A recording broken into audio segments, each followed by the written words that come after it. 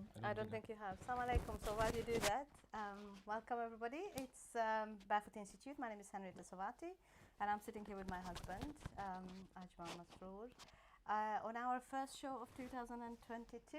Yes, Happy New Year, everybody. Happy New Year, everyone. A lot of people are asking, am I allowed to say Happy New Year? Yes, you are. Why shouldn't you wish somebody well at the beginning of a year? Whether you follow that particular year or not follow that particular calendar, it's immaterial. And it's pretty naff of Muslims to say, oh, we can't say Happy New Year when everybody uses the Gregorian calendar. Give me a Muslim country's name that uses Arabic calendar, except a few in the Gulf, in the Middle East. Everybody else is using a Gregorian calendar, and yet people find it difficult to say Happy New Year. I don't understand why. And even in the Middle Eastern countries, they have amazing New Year celebrations Well, with all the fireworks. And I don't give a monkey's about what the Middle Eastern countries do, because Middle Eastern countries are not an example of Islam. But in reality, we're all using Gregorian calendar. Anyway, Happy New Year. It's 2022. I'm sure you all have your New Year's resolution. If you do, I really hope that it includes some of your relationship issues, which is what we are here to talk about. We started this show last year, actually, around the beginning. Oh, it's been a year. And we will continue to have the conversations about helping all of us as a community to build confident Muslim relationships. Indeed. And how confident are you feeling about your relationship? How confident are you feeling about your last year? And what has happened in your relationship? We'll talk about all that. But we also want to talk about modern relationship and traditional relationship, or traditional relationship versus modern relationship in our discussion today. Can you hear us, and are you with us? Good morning, good afternoon, Assalamu alaikum. Let us know if you're around. All the greetings. I know early in the morning is not maybe the best cup of tea for most of you, because you're probably fast asleep, snoring away in your warm, comfortable, cozy bed, heating on, maybe nice and warm bed. Because is it bank holiday tomorrow? Maybe that's why people are taking it easy. I don't know if it's bank holiday tomorrow. I'm not sure. Anyway, so you will be able to listen back if you wish, and please participate. Let us know if you're around, if you can hear us, if there's any problem with the sounds. We wanted to talk about the differences and the ups and downs and the positives and negatives of traditional marriages or modern marriages. May I have my book? Because in there, in my book, there is a whole chapter about modern marriages, if you remember. While I look for it, do you want to carry on giving the introduction to the topic of our discussion today? I'm just conscious that I don't know whether people are around and they can hear us, because I can't see anyone. At least give us a thumbs up. I might be, conscious of not being able to hear us. Yeah, there is. Yes. Okay, great. Bank holiday is tomorrow. Well, somebody's woken up to realizing that. So there is a bank holiday tomorrow. So our discussion today is traditional marriages versus modern marriages, or is there a traditional marriage and a modern marriage at the same time? Do you have to choose either or? What's your take on the topic? What are the ups and downs of both? What are the positives of living in a traditional marriage? What is the definition? Is there a definition of traditional relationship? Is there a up and down of modern marriages? Where are you with this? So let us know your thoughts. I'm having my New Year's resolution potion, really. It's a milk drink. I normally make it with dates and bananas. Put them all together and mash them up with some milk. It's a very powerful drink, by the way. Keeps you awake, number one, and keeps hunger away, number two. Still jet lagged, aren't you? No, I'm not. Do I look like it? Yeah. Oh, never mind. I feel like I've been crushed by the plane. I came back from America 2 days ago. Alhamdulillah, I was able to fly back, and I was able to catch a plane despite thousands of flights being cancelled. In fact, this morning you told me that they've cancelled more than 200 flights, and they've been cancelling it ever since the 25th of December, I think, if I remember correctly. A lot of people are being diagnosed with Omicron virus, so they can't come to work. And if it's a flight attendant or the pilot who can't attend, that's it, your flight is cancelled. Alhamdulillah, I've made it. My flight was rescheduled from the 28th to the 30th. Subhanallah, very fortunate to be here, back home in the comfort of my own home and my family. But leaving aside all of that, it's more important to be here at the beginning of the year so that I can start afresh. I don't want to restart anything. I just want to start with a good starting in London, in my own home. So much to do. There is very little time. But let's talk about modern and traditional marriages. What is a traditional marriage and what is a modern marriage? How do we distinguish between the two? Here is what I say. Traditional marriage has worked more successfully than most modern marriages. Do you agree or do you disagree? Do you think modern marriages are doing better than the traditional marriages? I take an exception to this. I think modern marriages are failing more miserably than the traditional marriages. More than 65% of modern marriages end in divorce. And yet more than 65% or 70% of traditional marriages have survived. Why has that been the case? Well, give us an example or a definition of what do you consider to be traditional. Me. Yes. People who go, so let's start with how they came together in the first place. The starting point. People who have traditionally been matched based on their spiritual values, moral values, character compatibility issues, have survived longer than the romantic coming together of two people. They met in a bar, they met at a college or university, they met at a restaurant or a, I don't know, car parking plot, wherever. You met somebody on the street and you started talking, you fall in love, and before you know, you're in a relationship and then you get married. Statistically speaking, that kind of marriages have failed, whereas marriages that have been introduced based on spiritual, moral compatibility and character compatibility issues, they've survived. That's the difference between, in my view, starting point of modern versus traditional marriage. You're looking at me thinking, what is he talking about? I'm a little bit, actually. I disagree with some of the things. You can disagree. You're allowed to disagree with your husband. Because I think, so when I... Even though if I was a traditional man, I would say you're not allowed to disagree with your husband. Of course. No, but if you look at the word tradition, we have traditional clothing, we have traditional food. Tradition is something that is attached to a particular way of thinking. We don't have tradition. We don't have traditional clothes, or we don't have traditional food. What do you mean we have? You're not wearing traditional clothes. But in cultures, traditional clothing exists. Oh, the Hungarian tradition has very different clothing than a Bengali tradition. But you're not wearing Hungarian clothing.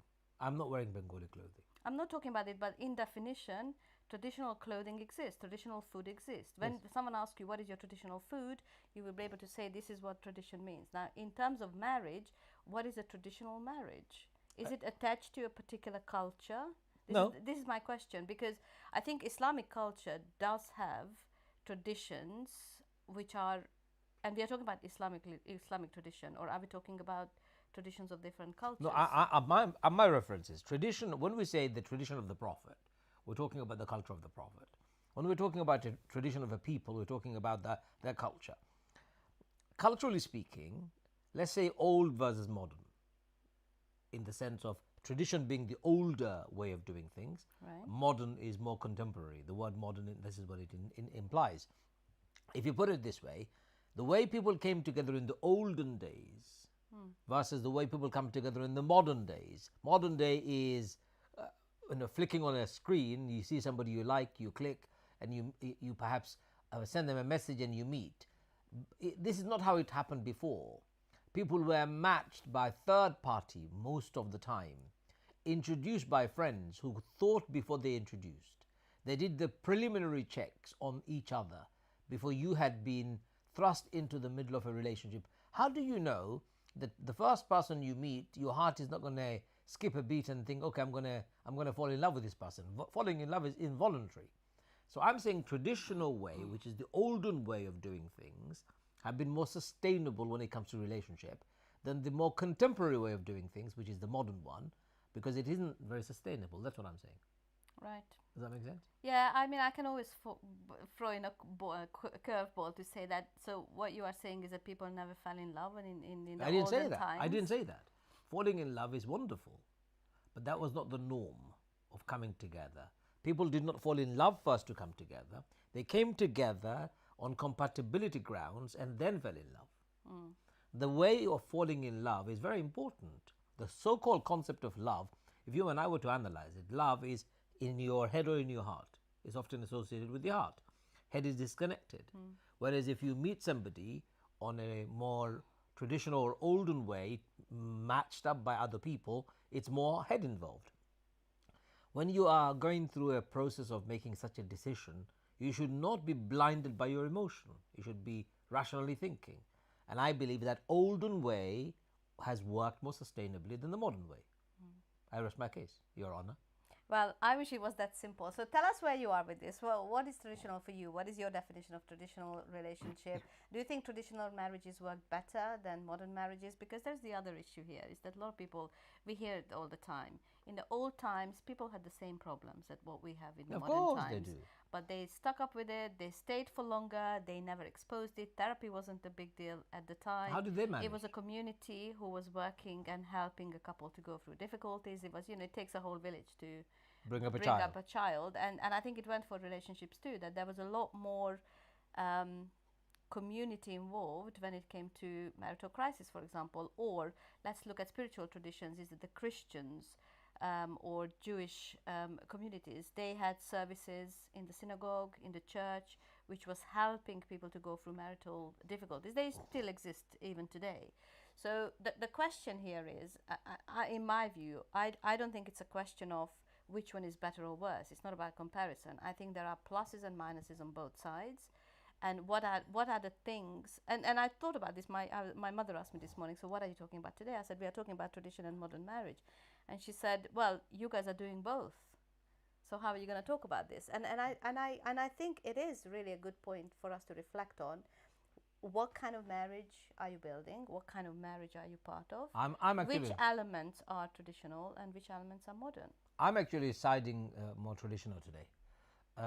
For whatever reason, I've woken up on the traditional side of the bed. on the traditional side of marriage. So, in my view, again, when the couple of the more modern constitutes or a constitution of marital couple, I see them lacking patience. I see them opting for divorce very quickly. I see them opting for affairs. I see them doing things more randomly and more on the go, spur of the moment things. Whereas in the past it didn't work like that. In the past, for example, in the olden days, both parties did not work. One of them worked and the other one was the more of a homemaker. That was the tradition.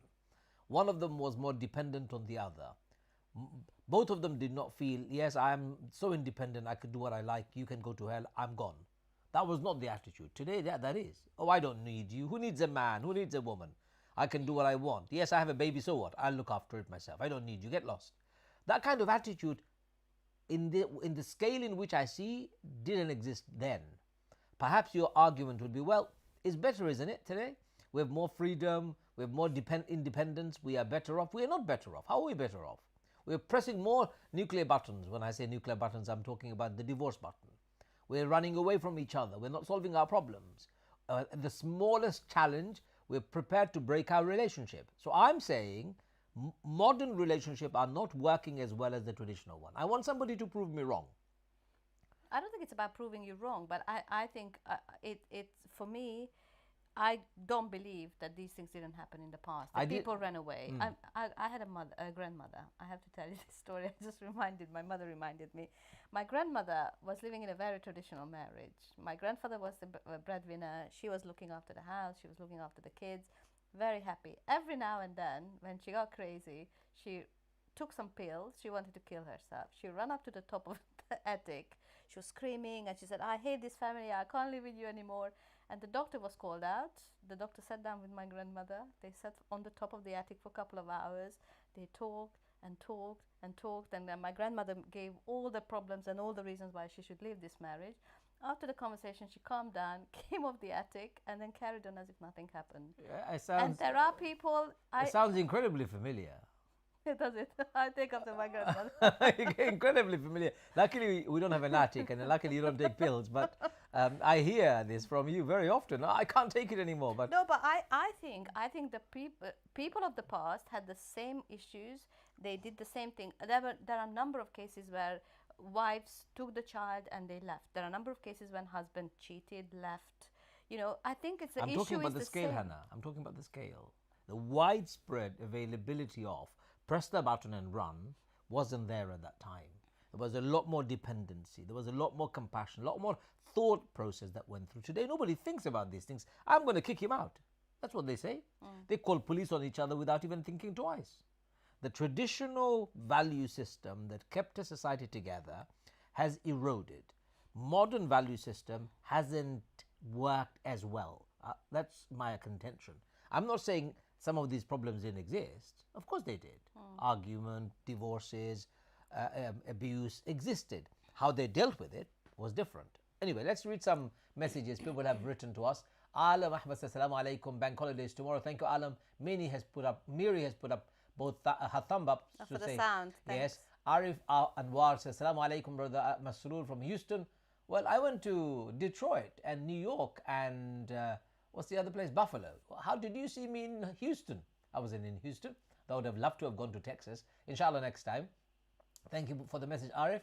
Rally95 says, what are your views on a written marriage contract to outline your definition of marriage? I agree. I actually issue written marriage contracts because written marriage contract has been the tradition of Islam. We Asians, I'm talking about Bangladeshis, Pakistanis, Indians, and some of the Arab world members of the Muslim society had lost it because, oh, brother, it's such a taboo. Oh, it's embarrassing to talk about money. It's embarrassing to talk about this. What if he doesn't like it? What if she runs away? Well, too bad if they run away if you talk about the reality. Premarital contract and stipulating a marriage contract is an Islamic tradition dating back to 1500 years. We have lost it. Reviving that would be going back to the tradition, not creating something new. So I agree with you that we need to have it, and I always issue it when I'm doing nikah. Aisha Begum says, Assalamu alaikum to both of you. Alaikum assalam. This is from Aisha from Bangladesh. Bob Ali says, I think it works both ways. Thank you. Huma Niaz Abbasi says, in reference to what Ajmal said, did people fall in love later or merely realize it was too late to get out of the marriage and therefore stay? Well, this is the other thing.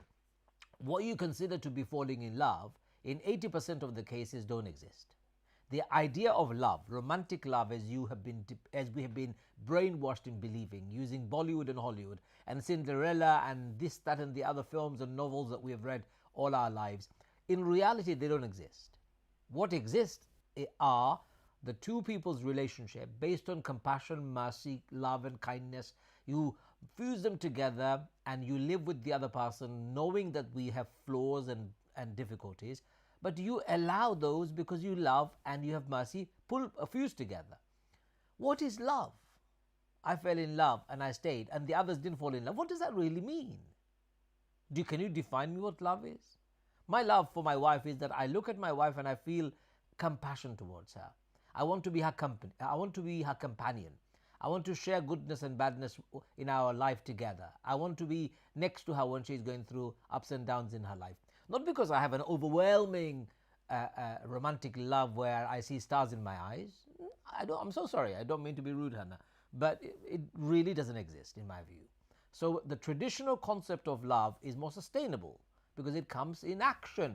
Modern concept of love is all airy-fairy. It doesn't. Today I'm against... Well, again, I just think about Victorian England. This is where Jane Austen and all the writers were creating this huge star in your eyes kind of images about love. And look at what's happened. And it's an old No, time. look at what's happened today. The Jane Austen love is being manifested by your Friends and Friends series on television and all the other silly programs that many spinsters, bachelors sit at home and cry and sob over, but not have it in reality in their lives. Why? Because it's a screen. It's a fantasy. It's not a reality. A reality would be people who will be living it. You and I wake up every morning. We have to do the household chores, look after the kids, look after ourselves, run behind money, pay our bills, earn, spend. So many activities have to take place in life. In all of that, we look at one another and we take the comfort that my wife is there for me, I'm there for her. We can lean on each other. That's love, right? That's love in action. But if I sat there, stared at your eyes, you looked at me and looked at my eyes, and we were thinking about massaging each other's feet all the time, I'm really sorry. It's not going to work.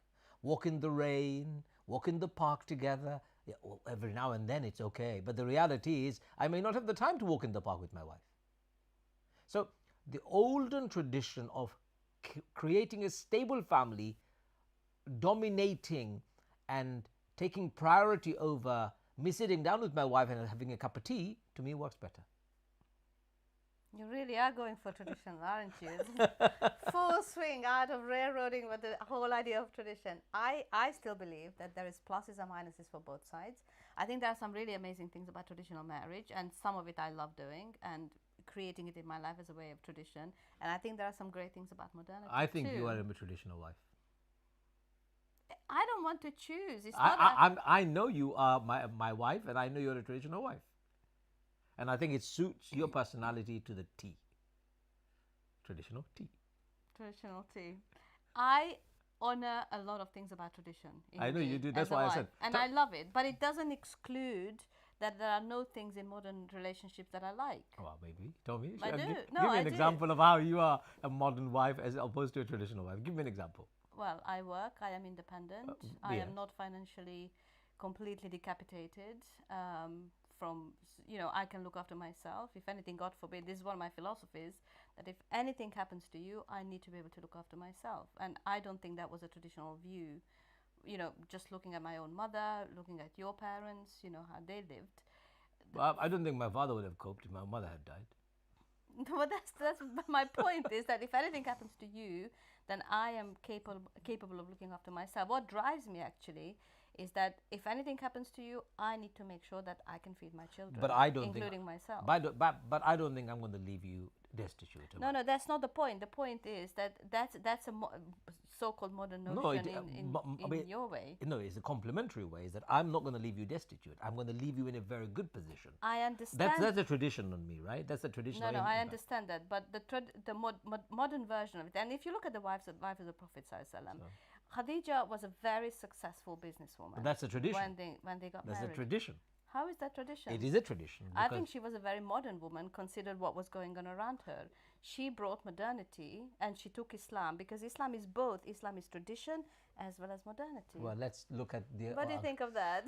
I guess it depends on multiple factors, such as the type of family you are with and their cultural beliefs. Bob Ali says, I agree some aspect of modern marriages.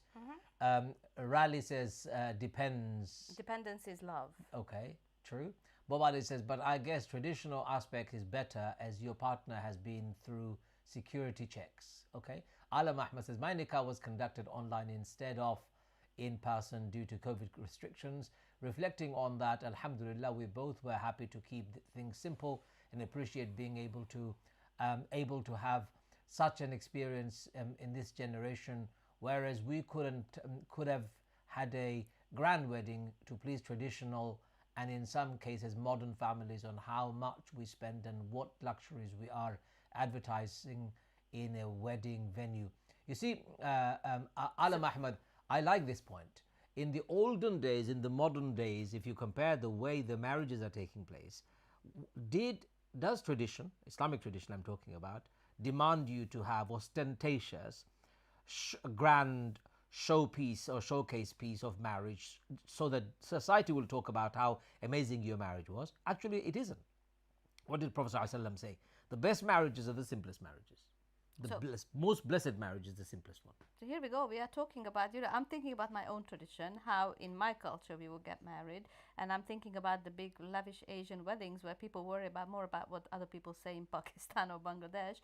And they have this show off, and that's part of tradition. Yeah, that's one tradition I hate. Okay, so there will be more if we carry on. So just keep probing us. No, there are many. Hold on, there are many. In Bangladeshi tradition, for example, extraordinary pressure on giving gifts to every single member of the family you're getting married to. So, for example, when we got married, it would have been an obligation on your family to give all my 6 siblings, my mom and my dad, and my siblings' children and their husband or their wife, each of them a gift in terms of modern or the most expensive clothing for them to wear, jewelry, etc. This is a Bangladeshi tradition. It's an awful tradition.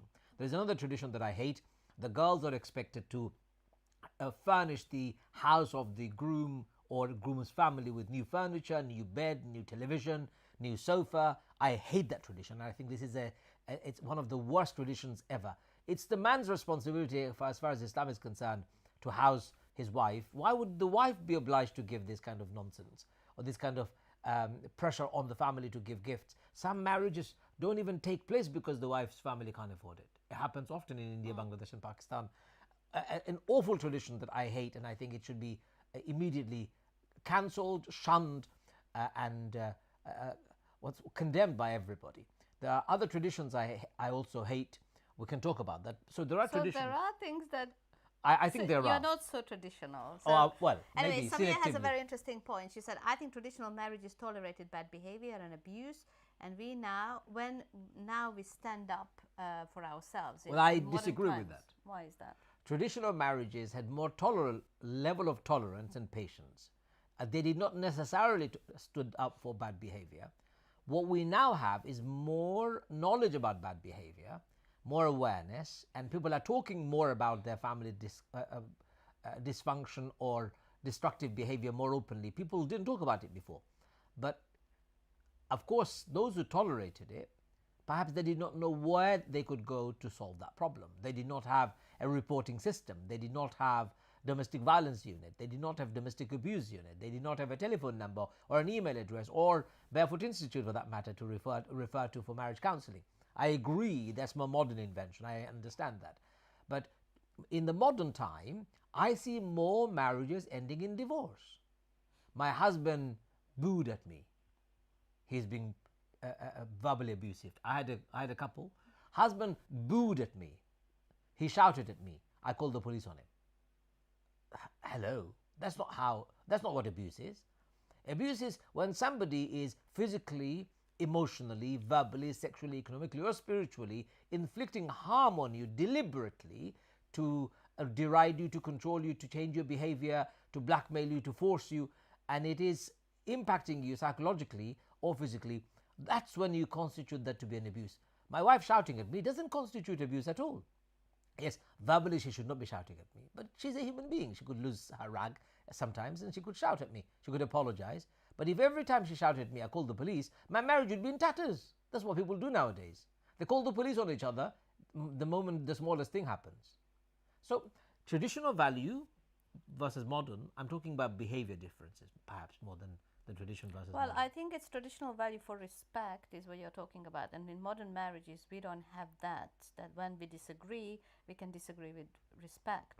And in olden times, maybe, I mean, I can see really the point of Samia is that I just think we didn't have, well, women or men didn't have the kind of awareness now we have about human behavior.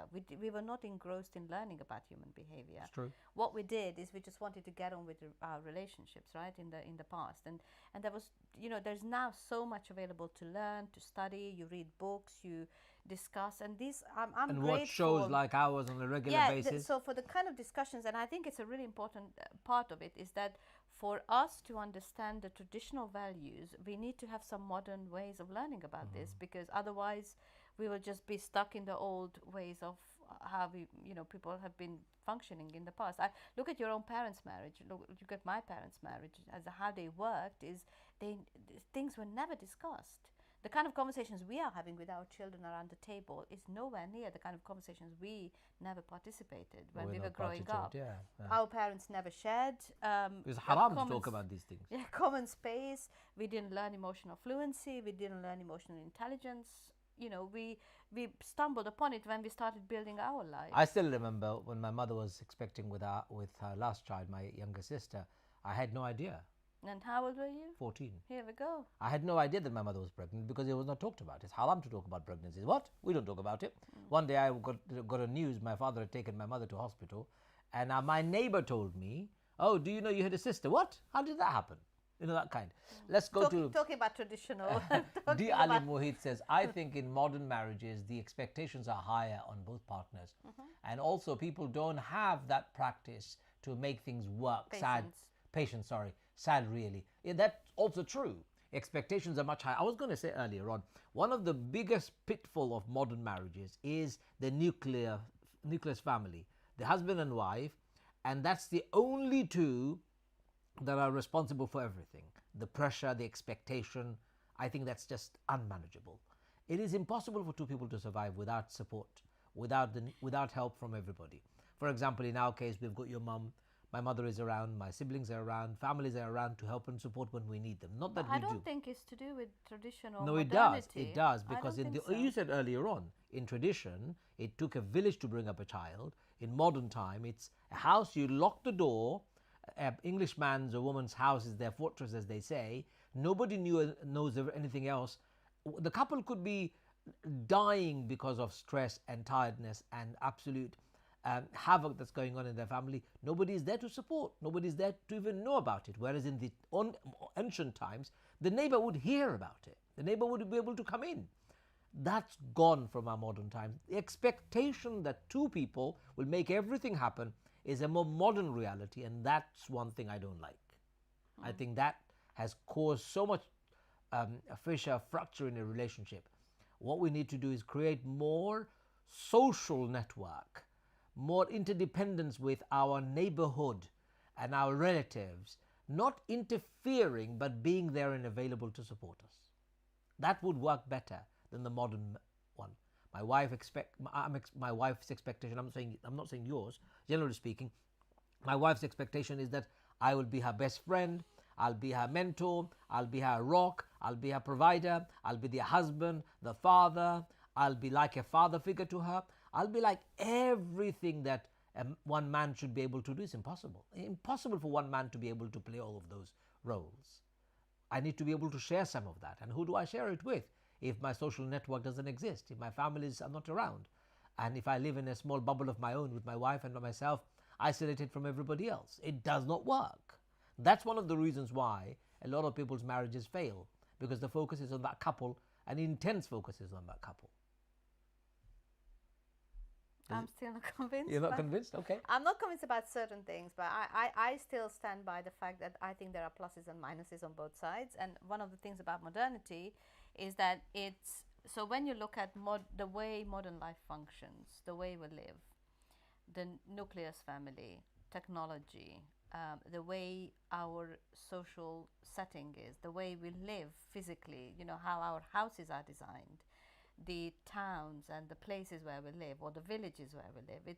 It's a very stark reality, or in comparison to more traditional. It's an isolating. It's model. an isolating experience. So it's inevitable that isolation is going to be the part of a couple's life, because life in itself generally is more isolating. Well, I don't. The way we shop, for example, this is one of my favorite examples. The way we shop is, we go to the supermarket and we don't have to speak to a human being to be able to go home with a full 3-4 bags full of food.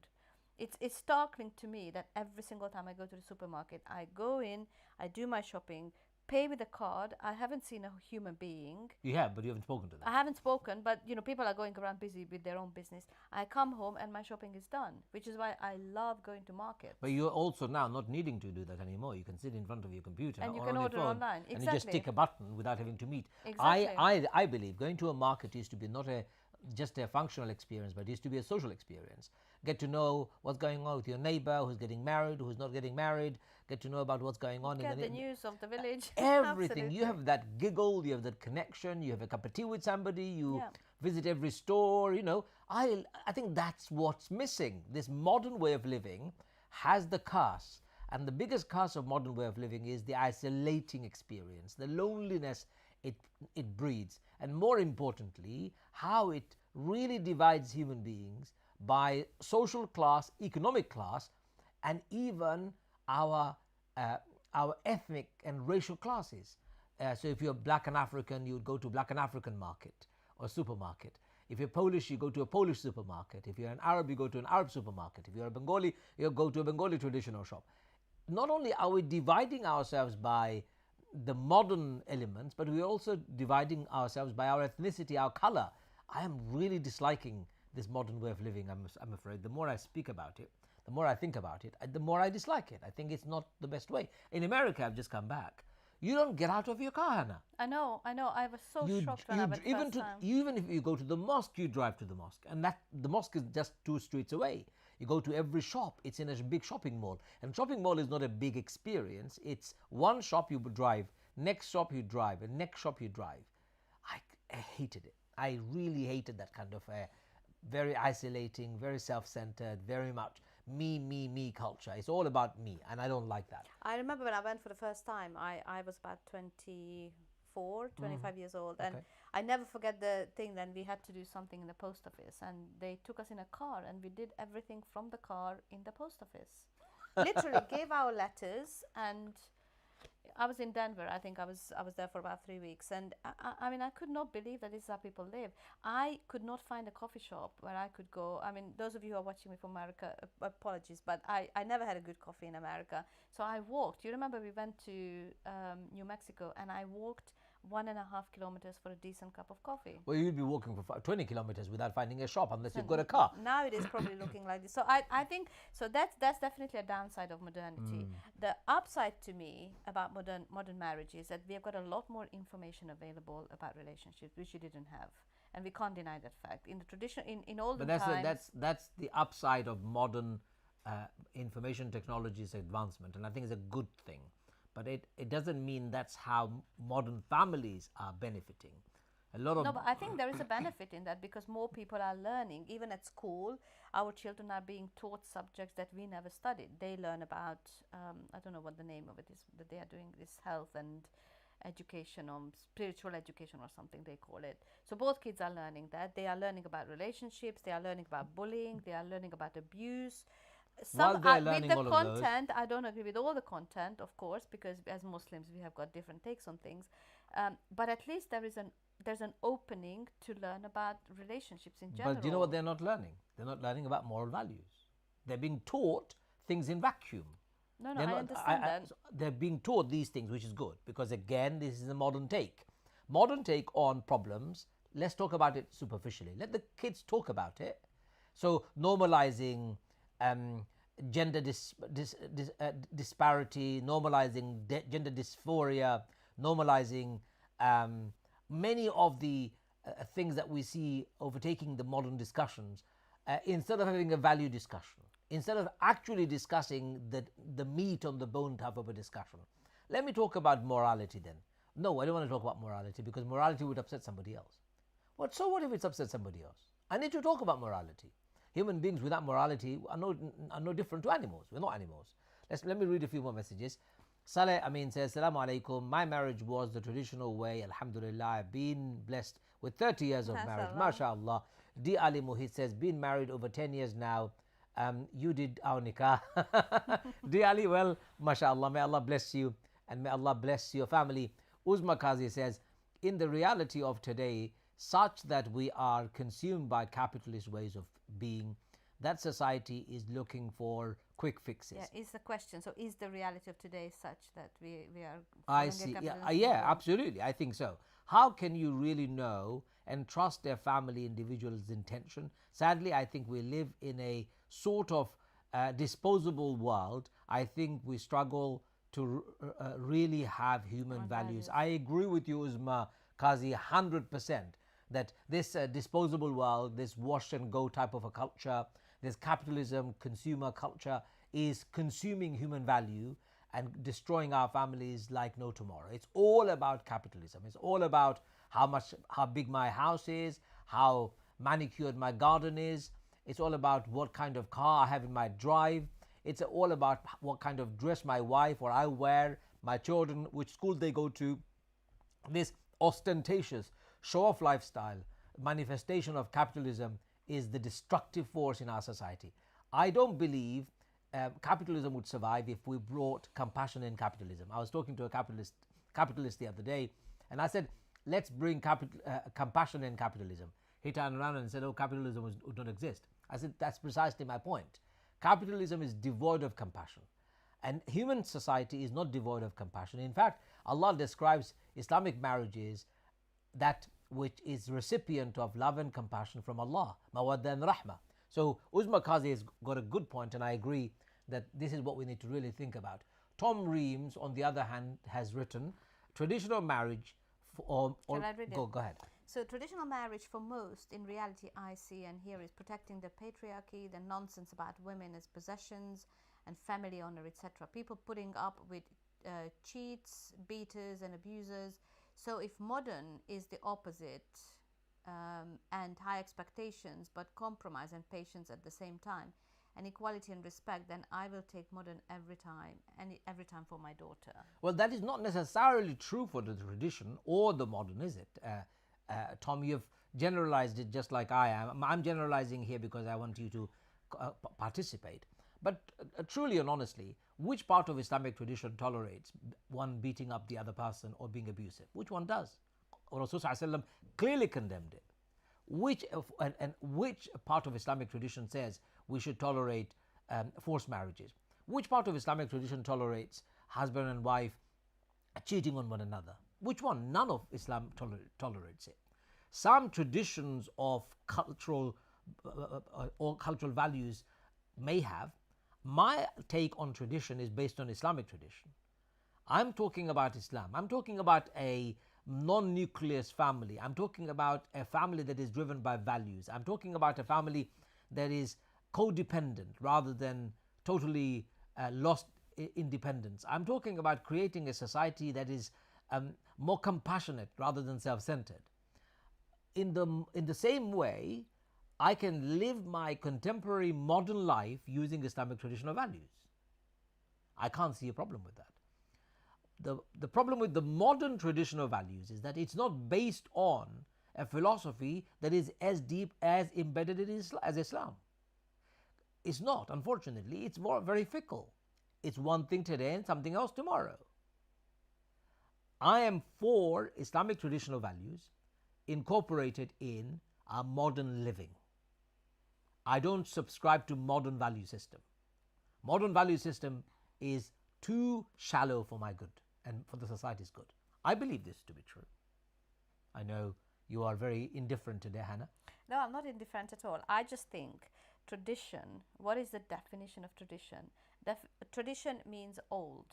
I don't agree with that because Islam is an old religion, but it's not outdated. That's not the same thing. Tradition is not outdated practice. Tradition is something that we even I agree with today you. actively, cultivate and learn about. So I define tradition as a way of being that is attached to a particular culture, particular nation, particular language, or a group of people that do something within their own world. So Hungarian tradition, Bengali tradition, Asian tradition, Arab tradition, whatever that is, that's a tradition, but I don't define it as an old way of or an outdated way of being. What would you say if there was a particular tradition within those cultures that doesn't agree with Islam? I would reject it straight away.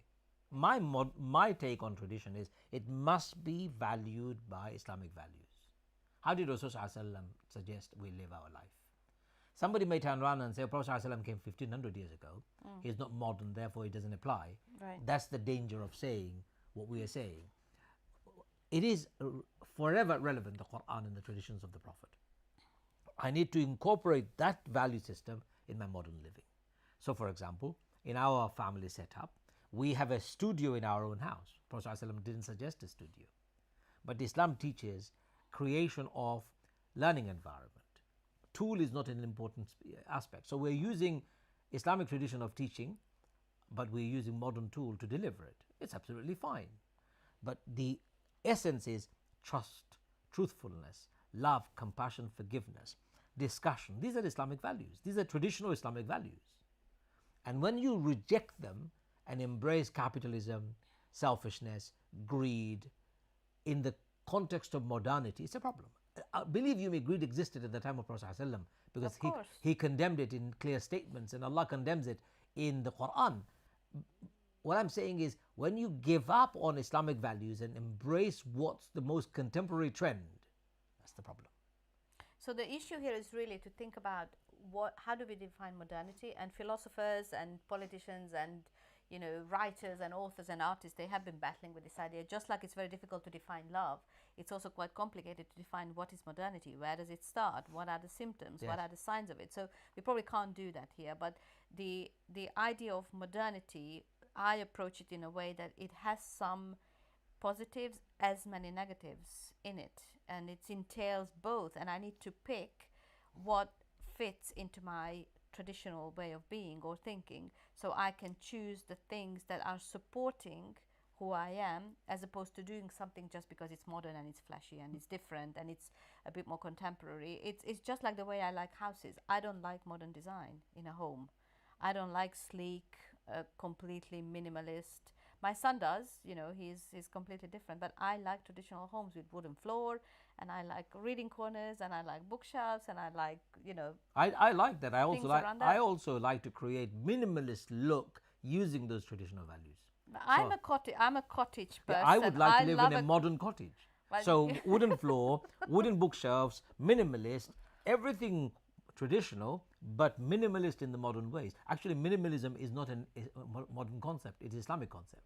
Decluttering your house is Prophet ﷺ's own statement. Not having too many things in your homes, Prophet ﷺ's tradition. He lived in a small house with very little in his house. Upon his death, in his house, what was found? A water jug, a pitcher, a mattress, a blanket on which he slept. No, but that's simplicity. I understand that. That's called minimalist living, right? So you're talking about modern minimalism. Rasul's minimalism is better. So I'm going back. Maybe our tradition versus modern as the title is misleading.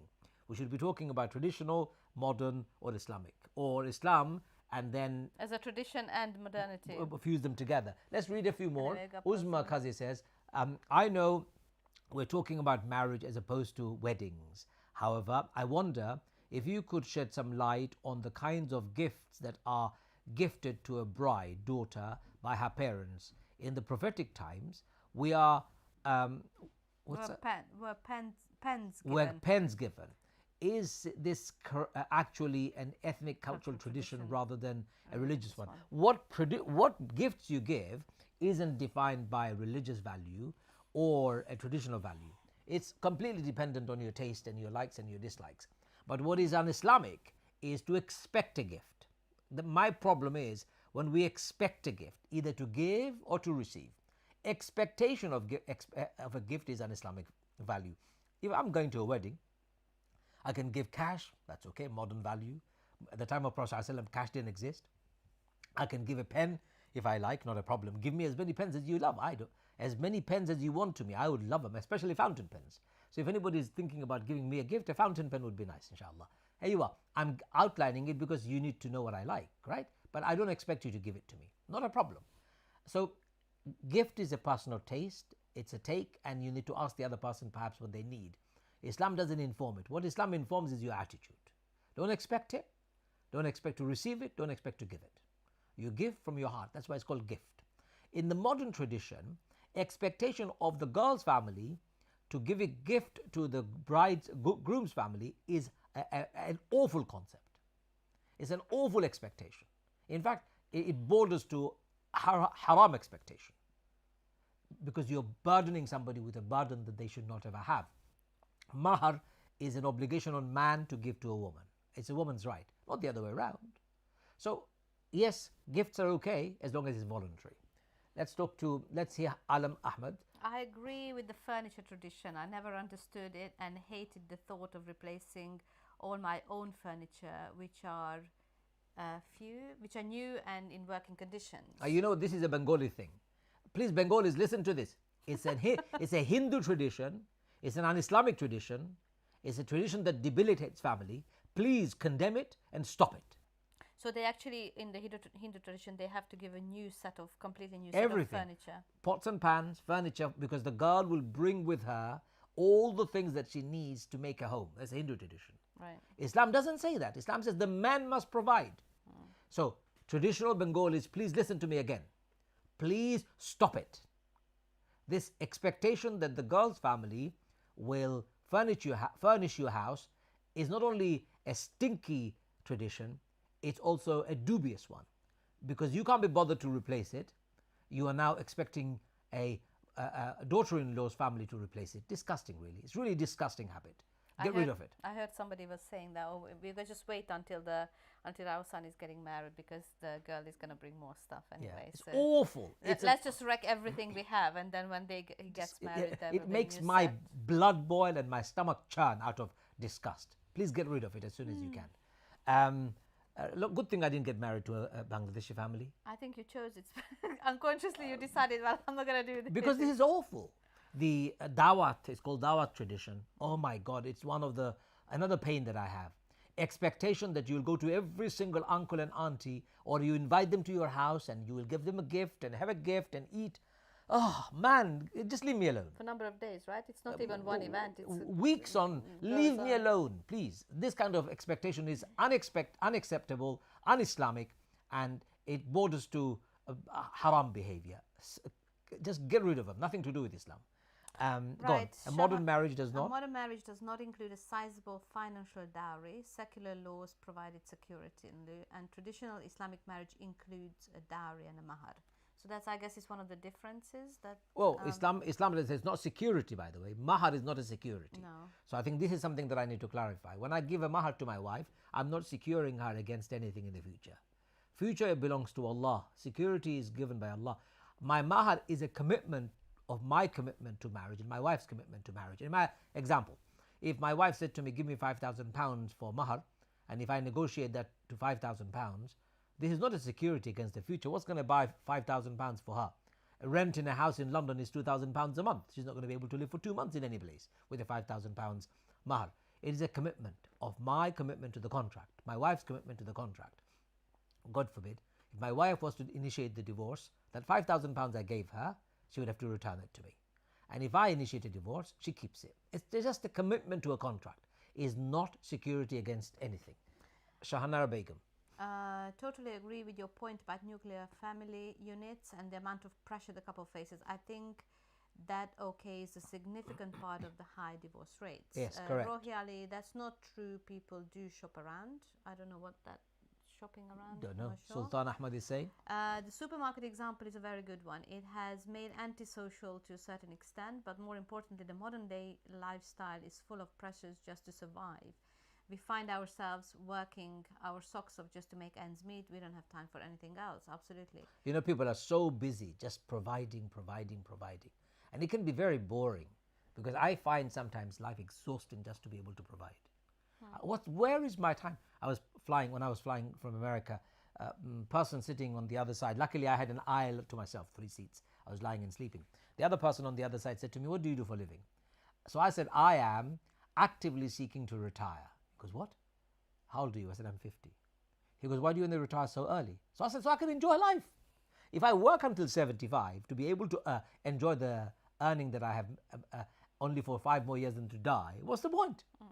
Do you know that story when there is a fisherman on water and a guy who is very rich goes around and he says, oh, what were you doing today? Well, I just caught enough fish for today to eat and I'm just now looking around enjoying life. And the guy who's very rich, he said, so why don't you think about it this way? Why don't you invest and get a bigger net so you can have more fish, and then, then you can invest in getting a bigger boat, and you can go out and you can fish and you can sell and you can make more money, and then you can just kick back and sit down and relax. And the guy said on the boat, what do you think I'm doing now?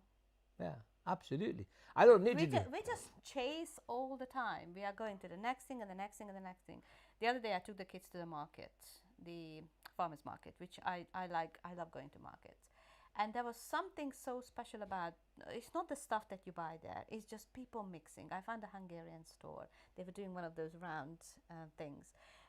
People talking to each other. Nobody cares about who you are, what you do. Let me give you some food. Let's try. You are supporting people doing their own thing, producing their own cheese and milk and eggs. I'd like to whatever. do that. I'd like to actually set up a farmer's market if I had the time. Ruhi Ali says, is not the modern concept of life, but rather knowledge of should be emphasized. Yeah, so I agree. I don't think it's modernity is the actual problem. I think what we should consider and what we should look at is that there's a lot more knowledge available, and I think that's what we are supposed to be doing, tapping into new knowledge about the soul, about relationships, about emotions, about psychology. It's something that people never studied before. I'm slightly worried when we talk about just knowledge, because nowadays everybody's become expert. Every couple I speak to, every few couple I hear the wife saying my husband is a narcissist. Or my wife, these are buzzwords, I know. My wife is a narcissist. So when you start reading, don't become the doctors and the therapist straight away.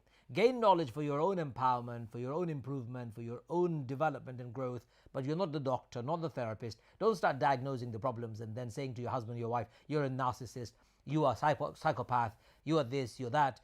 Don't do that, because that's not the purpose of knowledge. Knowledge is for your own growth. That's number one. Number two, when we talk about tradition versus modernity, we're not dismissing living modern life. Otherwise, I'll be living in a cave. Of course, we need to embrace the realities. I've got the latest gadgets that I need to be able to function.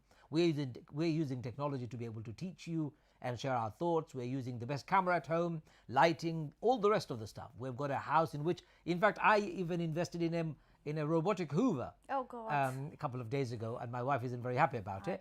I love it, because then nobody else has to worry about it. The Hoover does its own hoovering. Wonderful idea. Leave human being alone to pursue other things, because we've not been created to hoover, perhaps. I embrace modernity, but my modernity is fed by my traditional Islamic values. How did the Prophet do things and what does the Quran say? That's what feeds my modernity. My modernity is not devoid of a grounded value system. That's why I believe my marriage and my lifestyle, I believe, is sustainable. I don't know about yours. You judge your own. And I'm very happy to say our family value, based on Islam, living in the modern world, in the modern context, in the modern way, works. Works because we fuse the two together. I don't know what summary So you you want to just give. defeated the purpose of you being ranting about how traditionalist you are. Without modernity, I don't think you would have been able to survive. That's because I don't want to get people hooked on modernity without referring to the value system Islam proposes, which is the tradition. No, I get it. That's why I was ranting against it. I don't want you to give up your modernity, but please don't give up on Islamic values. Islamic values is what will feed your modernity and make it amazing. It's like the most important foundation of your living. It's okay to have a phone. It's okay to have all the internet, but use it for the right purposes. Great. I think we have a couple of more comments. No? Finished? I think there was a long one here. The supermarket example, we haven't finished. We don't have time for anything else, and we are therefore losing some of the beautiful values like love, affection, empathy, shared responsibilities of the traditional home in the face of modern day expectations of work and isolation. I think that's what we agree. And he also talked about debt. We're surviving just to be able to pay our debts. That's true. All of us are mortgaged still to our brain, really. Completely drowning in it. It is very sad reality of living, only to feed a few people so that they can become richer by the day. Very sad. That's not how Islam proposes a living. So we need to start bringing about that change. If you want change in your life, buy our books, as I say to you all the time. Buy my book called 10 Steps to Getting Married and Staying Married, and my wife's book on Heart Smart. Yes, mine is called Heart Smart. It's a different kind of book. It's talking about emotional intelligence. And there are a couple of things that we are doing actually in the new year. So keep your eyes open. Keep your eyes open. We're actually looking for... Let me go. I'm thinking about that. So a couple of things that we are doing. I'm doing a journal therapy course, which is a 6-week course. I've got a daytime and an evening course that I'm running over 6 weeks. 75 minutes each. If you are interested, send me a message. I've got a couple of more spots left. info@barefootinstitute.com. Yes, you can do that, or you can get in touch with me on Facebook directly and I can give you more information about the course itself. We are also looking for a program and training developer who could come on board with us and who can help us develop our course, which we would like to launch in 2022 to make sure that we are providing the best service available. We're looking for a program manager more than anything else who can come on board and run Barefoot Institute for us. We will give you all the support and network and the guidance that you need, developing courses, doing our program online, doing marketing for us, branding, rebranding, whatever is needed, looking at our website, looking for somebody who has got good, grounded experience of working independently, creatively, but also working to enhance people's relationship. If you are one of those people who, or know somebody who could fit that bill, please send us an email, info@barefootinstitute.com. We'll also be running our Sunday program, usually on a 9 o'clock morning slot. Unless we change, you will know. But more importantly, if you need support and help with anything in your relationship, please get in touch, info@barefootinstitute.com. We provide counseling, we provide coaching, we provide mediation, and if you need to get married, we don't match you up, but we can do the nikah for you if you want. Please do stay in touch. And we have lots and lots of exciting things coming up for the new year. Keep your eyes open, inshallah. Take care of yourselves. From myself and my good wife, Assalamu alaikum wa rahmatullahi wa barakatuh.